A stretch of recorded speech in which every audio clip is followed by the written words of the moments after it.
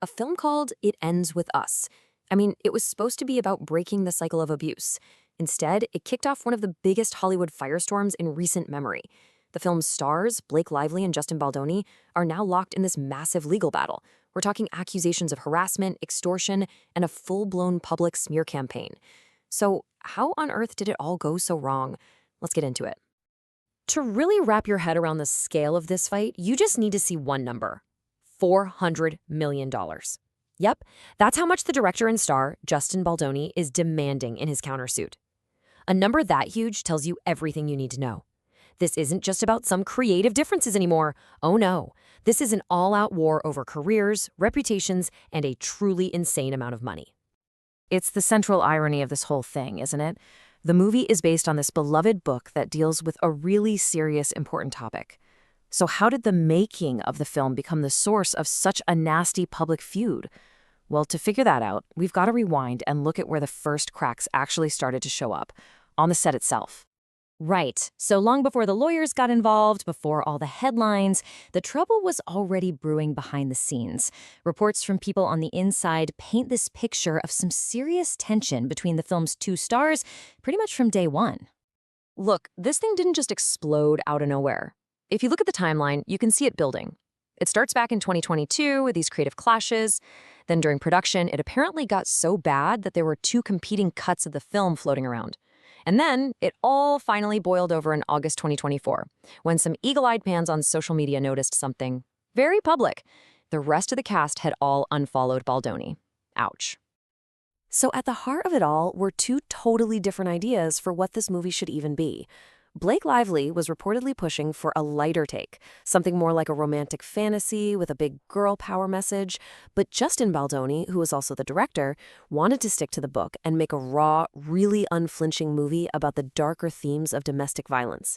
I mean, this wasn't a small disagreement. This was a fundamental split right down the middle of the whole production. And this is when the public really started to catch on. With the cast looking super awkward and fractured during the press tour, the internet did what the internet does best. It made a meme out of it. It Ends With Justin started trending everywhere. It was a sign that the audience knew something was deeply, deeply wrong way before any lawsuits were ever filed. But all that online speculation, that was just the warm-up act. The story was about to escalate from Hollywood gossip into a full-blown legal crisis, all thanks to one bombshell report from the New York Times. So, December 2024, the New York Times drops the story, and the details, they're intense. Lively's camp had filed claims that laid out this picture of a deeply hostile work environment. The allegations against Baldoni were severe. We're talking sexual harassment, inappropriate comments about her weight, showing her explicit videos without her consent, and pressuring her to do uncomfortable, intimate scenes. And on top of all that, they claimed there was a coordinated smear campaign being run against her. And maybe the most damning piece of evidence in that entire report was this alleged quote supposedly from Baldoni's own crisis PR team. The message said the goal was to be, quote, burying Blake and making her look like the villain. For a lot of people, that was it. That was the smoking gun that proved her claim of a smear campaign was real. But Baldoni did not wait long to hit back. Just a month later, he fired back with a massive lawsuit of his own. He said Lively's allegations were a total fabrication. And then he made this stunning accusation that this whole thing was actually an elaborate extortion attempt by Lively and her husband, Reynolds, to try and blackmail him for creative control of the film. So now you have two completely opposite, totally explosive stories out in the open. The fight was no longer just for the lawyers. It spilled online, and it ignited a fierce, nasty war in the court of public opinion.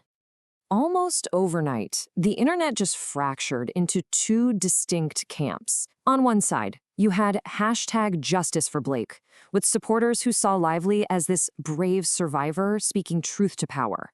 And on the other side, you had #JusticeIsOver Party, which championed Baldoni's story of being the victim of a malicious takedown by a Hollywood power couple. There was no middle ground. This wasn't just online drama either. The fallout quickly jumped from social media to the real world, and it had severe professional consequences for both of them. Blake Lively stepped back from her hair care brand, Justin Baldoni was dropped by his powerhouse talent agency, WME, and the movie that started it all, its release has been put on ice indefinitely. It's just a total mess. It's clear that in this situation, there are no winners. So, where does this all stand right now? Well, while the public debate is still raging, the real battle is just getting started, and it's heading straight for a courtroom. The legal process is now in full swing. Both sides are in what's called the discovery phase, basically digging up all the evidence, texts, recordings, you name it.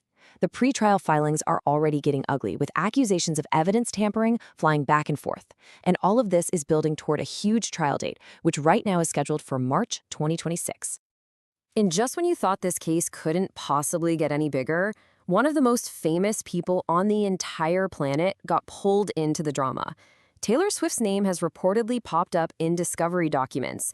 Now, if she's actually called to testify, this already high-profile trial is going to become a full-on global media spectacle.